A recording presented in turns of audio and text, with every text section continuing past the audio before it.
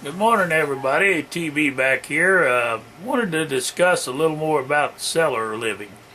To make it more comfortable, there are some ways. Once it's cleaned out and you get all the spiders and the varmints run out, and you're sure that you got them all out, and make sure that there's no scorpions or spiders. And scorpions will come nearer nailing you than the snakes. Now, snakes will. Don't kid yourself. But you can get them out of there, like I said, with gasoline. They'll come out of there. You just spray it down at the back of the cave and all over them in there, and that stuff actually just it takes their breath away, and they scream. It burns their hide, even if you don't light it. I don't suggest lighting the cave up, but I'm saying you can take and mop it out after you get done spraying that gasoline in there, or diesel down in there with a hand sprayer, and just to run the snakes out.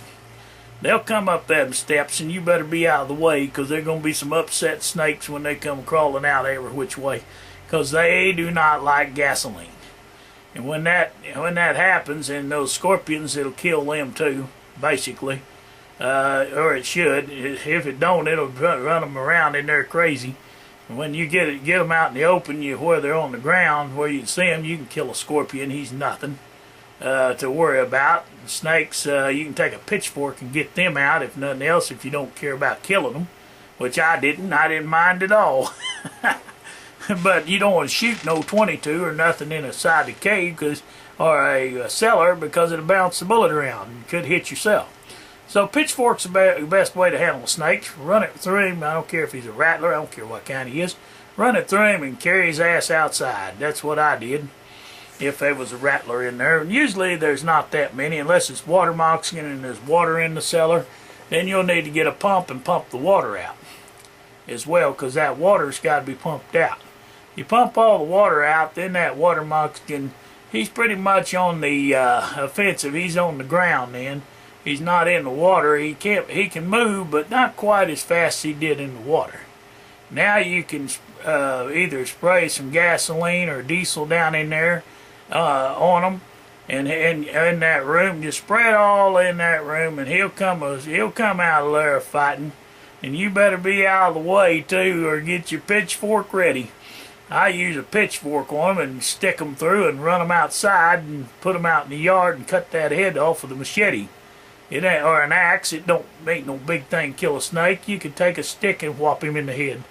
I've killed more snakes, including rattlers, with a stick.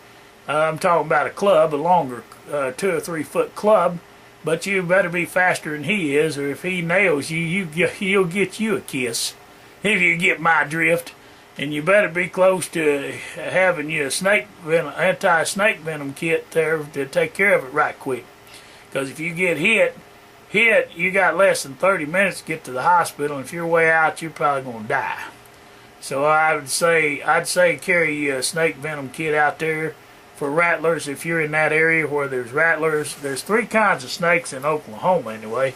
Whatever kind of snakes in your area, you better have anti-venom on hand with you. Because I've been hit by snakes, never the rattler. But the water moccasin, he's the most aggressive little bass. I hate them worse than anything. I've killed thousands of them. You know what I'm saying? If I was an accountant to worry about them, I don't worry about them. I just eliminate it.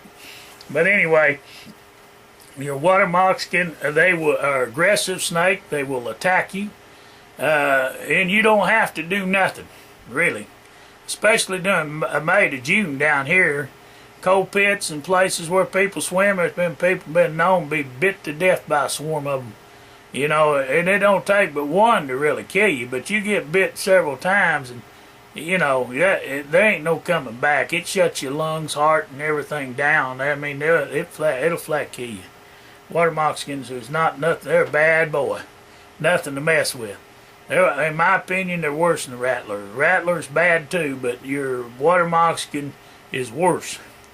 Anyway, back to the discussion of cellars. Cellars, once you get them cleaned out, they make a nice little shelter. What you can do is, if you got the money, and go to town, to Lowe's or any hardware store. I say Lowe's because it's where I get most of my stuff. Ron's Discounts down here in Port Oklahoma. I get a lot of stuff there too, but just get you some concrete sealer, and you can you paint it on the floor, and you can paint it on the walls, and it will hold the moisture out from you. And then get you one of those indoor-outdoor carpets that can be carried in and out. Lay it on the floor. That's what I would do if I was to have to live in a cellar again. I didn't have an indoor carpet, and I didn't have that sealer when I lived in the cellar. Cave, but a cellar I'm talking about. I had to use deer skins for my floor, but I killed deer and eat them. Yeah, I ain't gonna kid you, I did. I was hungry and needed meat. But that's long back when I was a kid, and anyway, long ago. But you don't want to do that, or you get your butt thrown in jail. But I'm just saying, not without tags. Not without your legal stuff, or you'll get yourself into the state game ranger. But anyway, the main idea is to put something down on the floor to keep the moisture and to keep the cold off your feet. You keep your feet warm, you'll stay warm.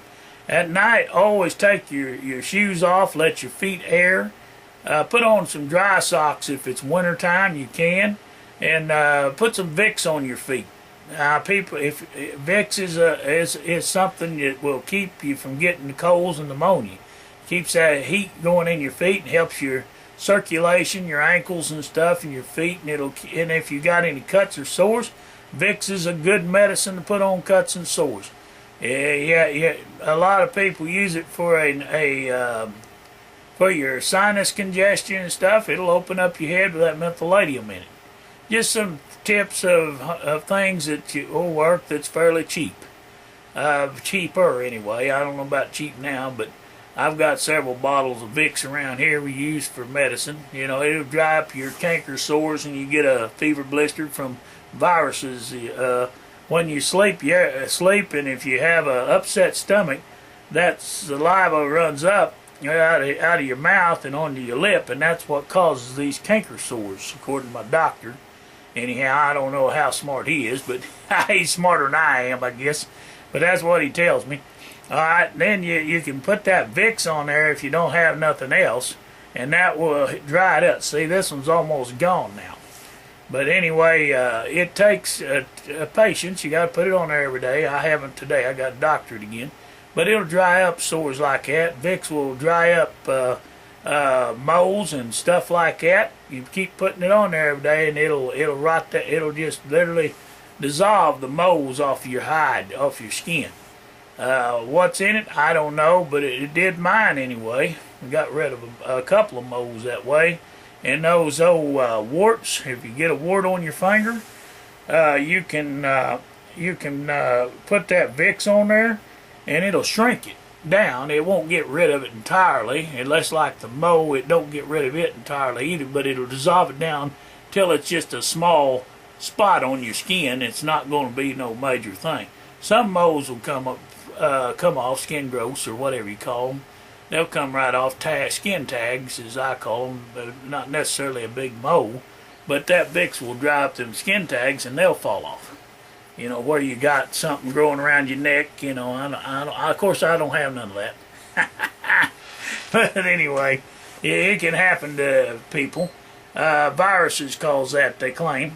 Cause skin growths and stuff like that. Skin irritations can cause it. I don't know, just a lot of things.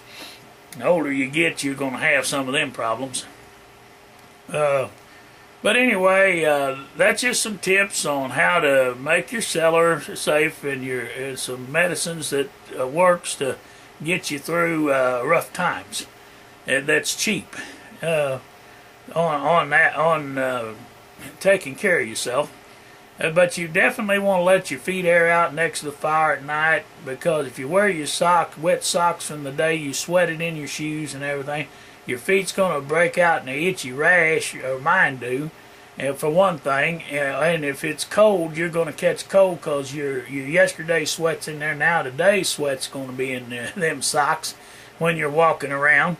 And there you go. If your shoes are waterproof, your feet sweat, and that's going to cause you to have cold feet and catch pneumonia. But if you keep your feet dry, that's one